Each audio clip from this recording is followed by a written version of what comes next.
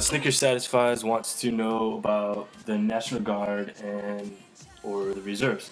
Um, Obviously, I'm not in the Army or the Army Reserves, the National Guard, but what I can tell you is that um, the National Guard plays a dual role.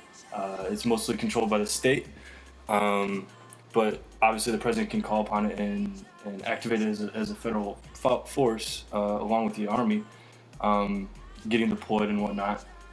But just like the Marine Corps Reserves, you train twice a month, or once a month, my bad, for about a long weekend to a weekend, and then every year you do a 2-week training period.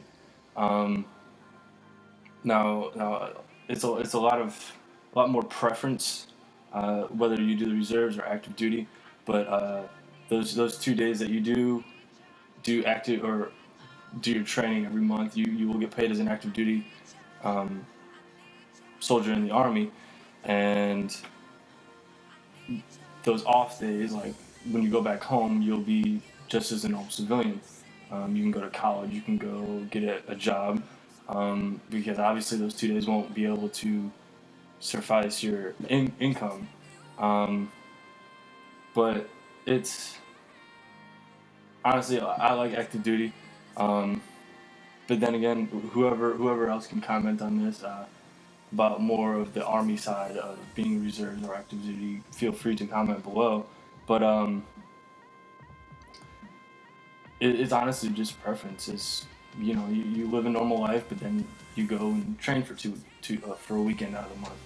Um, there's not really much else I can say other than if there's a natural disaster or something goes wrong in the state or even federal level, you'll be called upon and you'll be the first ones there in America. And don't think that being National Guard doesn't mean you don't deploy. You'll get deployed to Afghanistan or wherever else that the country needs you. It doesn't really exclude you from that. It's not safer. It's not anything like that. But just like the active duty soldier, you go through basic training, you go through your AIT, and then your MOS school, and then after that you'll get stationed in your home state. Depending on where you're from, I don't really know how the units work, but again, it's all depending on where you're from and how your command works. Usually, your commander-in-chief of the National Guard is your governor or your senator or what have you. Any problems of what I'm saying, just fix me below. Obviously, I don't know much about the National Guard.